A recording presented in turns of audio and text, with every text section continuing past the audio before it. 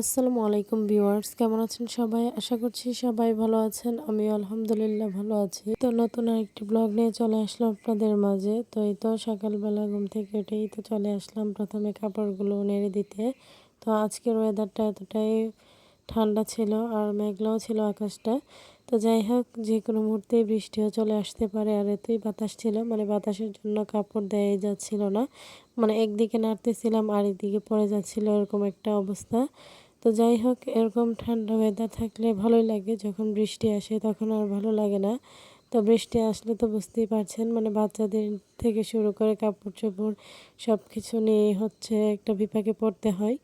তো যাই হোক, এদিকে হচ্ছে ভাগ্নি বাহিরে খেলাধুলা করছিল, মানে ননদের মেয়ে। তো আমি এদিকে আমার কাজগুলো করছিলাম। তো বাচ্চারা এরকমই, যখন হাঁটা শিখে বা নতুন কিছু করতে শিখে তখন তাদের সেটা করতেই ভালো লাগে।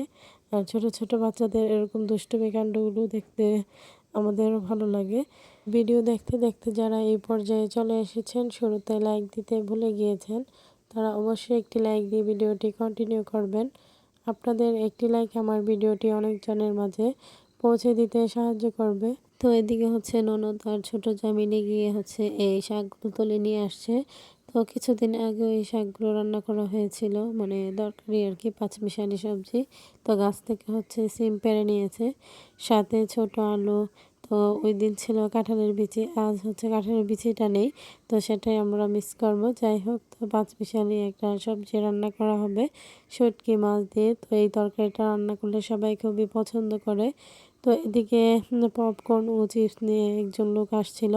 তো আমার মেয়ে গিয়ে সেগুলো নিয়ে এসেছে, ননদ তাদেরকে সেগুলো কিনে দিয়েছে। যাই হোক, তো সে নিয়ে এসেই হচ্ছে আমাকে পাগল বানিয়ে ফেলছে যে এগুলো ভেজে দিতে হবে। তো সেজন্য আমিও সাথে সাথেই চলে আসলাম কিচেনে। তো এসে হচ্ছে মেয়েকে এখানে ভেজে দিতেছিলাম, তো সে তো আমার পাশে দাঁড়িয়েছিল। তো শত কাজের ফাঁকেও কিন্তু বাচ্চাদের বায়নাগুলো পূরণ করতে হয়। আর বাচ্চারা যখন তাদের মানে মন মতো করে যখন যা কিছু বলে, তখন যদি সেটা দেওয়া হয় তাহলে তারা খায়, আর নয়তো খায় না। তো এখানে আমি হচ্ছে চিপসগুলো ভেজে এখন প্রত্যেকটা বাচ্চাকে সমানভাবে ভাগ করে দিব। তো যাই হোক, এরপরে চলে এসেছে এইদিকে, যেহেতু আজকে ইফতারে বুট ভাজা, আলুর চপ, বেগুন এগুলো করা হবে। তো সেজন্য আলু সিদ্ধ করে নেওয়া হয়েছে, তো আলুর পানিটা সেঁকে নেওয়া হয়েছে।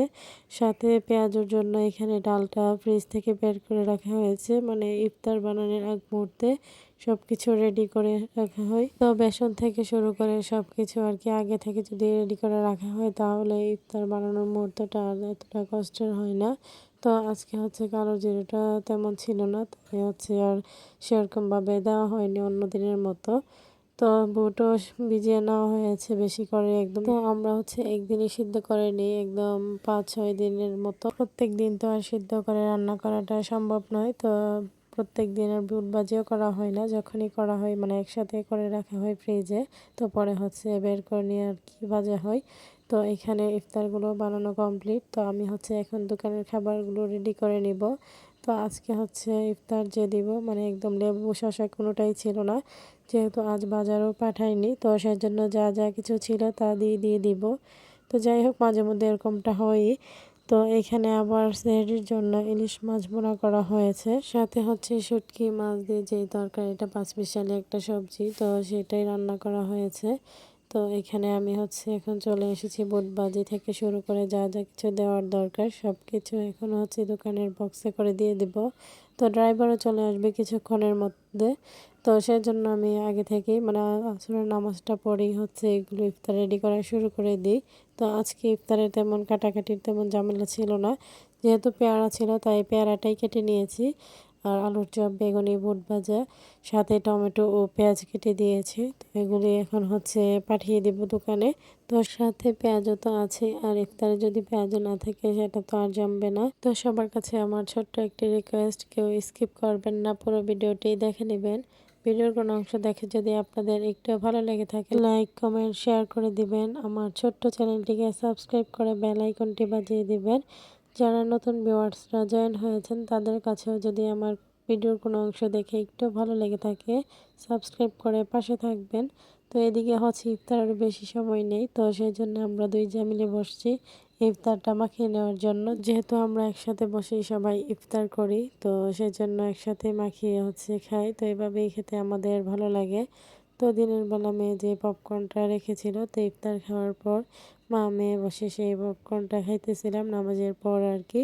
যাই হোক, মা আমি একটু দুষ্টু মিষ্টি গল্প করছিলাম। তো এদিকে হচ্ছে ভাইদের পক্ষ থেকে বোনদের জন্য ঈদ উপলক্ষে কি কি উপহার নিয়ে আসলো, তো সেগুলি আপনাদের মাঝে শেয়ার করব। মানে কি শপিং করে নিয়ে আসলো বোনদের জন্য, মানে আমার ননদ ননাসদের জন্য আর কি। তো ভাইদের পক্ষ থেকে যদি এরকম গিফট মানে ঈদ উপলক্ষে দেওয়া হয় সেগুলো কিন্তু ভালোই লাগে। তো এই উপহারগুলো বোনদেরকে সবসময় দিয়ে থাকে, আর এগুলোই দেওয়াই হচ্ছে বেটার আমার মনে হয়। মানে প্রত্যেকটা ভাইদেরই উচিত হচ্ছে তাদের সামর্থ্য অনুযায়ী বোনদেরকে ঈদ উপলক্ষে কিছু দেওয়া। তো এখানে হচ্ছে আমার ননদ ননাস তো ওদের 3 বোনের জন্য নিয়ে এসেছে। তো এগুলো ছিল হচ্ছে কটন ড্রেস। তো এগুলো কটন ড্রেসের মধ্যে হচ্ছে এমব্রয়ডারি কাজ করা। যাই হোক, তো থ্রি পিসগুলো দেখতে খুবই সুন্দর ছিল। তো প্রত্যেকটা থ্রি পিসে আমি দেখতেছিলাম। তো আর ভাঁজগুলো আমি খুলিনি। তো প্রত্যেকটা একই ডিজাইনে নিয়ে আসছিল, যেহেতু ওরা 3 বোন। তো আলহামদুলিল্লাহ, তো এই বছরের মতো আমাদের শপিং এখানেই ডান। তো শপিং তো শুরু থেকেই করা হচ্ছে। তো এখন বোনদের শপিং দিয়ে হচ্ছে সমাপ্ত করা হয়েছে। সাথে বোনদের জামাইদের জন্য নেওয়া হয়েছে, তো সেটা আর বাসায় নিয়ে আসেনি, দোকানে রেখে দিয়েছে, যেহেতু সেখান থেকে নিয়ে যাবে। তো এদিকে আমার ছোট চা হচ্ছে কদবেল মাখা করেছে। তো কদবেলটা খেতে ভালোই লাগে ইফতারের পর। কদবেল বলেন মানে যে কোনো টক জাতীয় খাবার খেতে আমার খুবই ভালো লাগে। তো আজকের ভিডিও এই পর্যন্তই। তো আমরা কদবেল খেতে খেতে আজকে বিদায় নিচ্ছি। তো সবাই ভালো থাকবেন, সুস্থ থাকবেন, আমার পরিবারের জন্য দোয়া করবেন। আসছেন স্যারকে দেখে সবাই মাশাআল্লাহ বলে দিবেন। নতুন ভিডিও নিয়ে আবারও দেখা হবে। আল্লাহ হাফেজ।